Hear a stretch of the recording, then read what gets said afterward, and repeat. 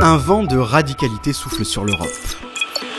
De la France à la Grèce, en passant par la Hongrie ou la Suède, les scores des partis d'extrême droite ont grimpé en flèche aux élections pour atteindre le rang de première ou deuxième force d'opposition.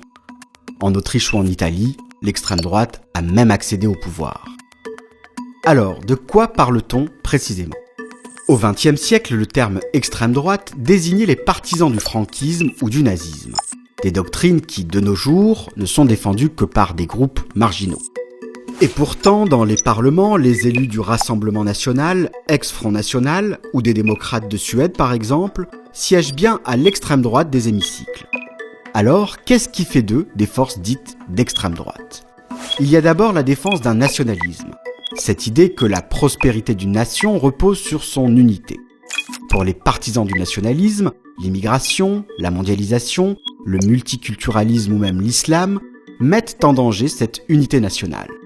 Il est courant d'entendre dans leur slogan des accents xénophobes et identitaires.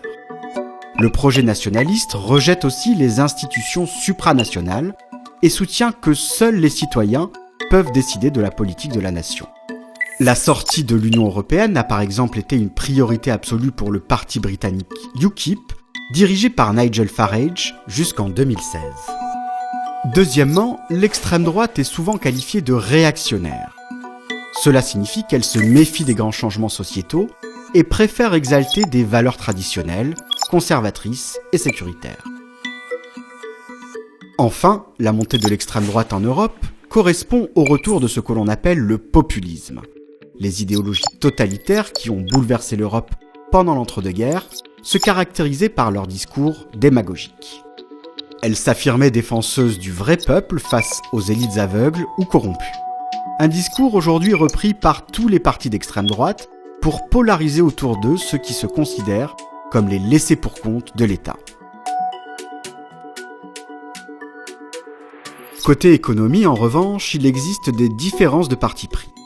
Le FPÖ autrichien prône un modèle ultralibéral et une complète dérégulation économique, alors que le Rassemblement national français défend un protectionnisme économique.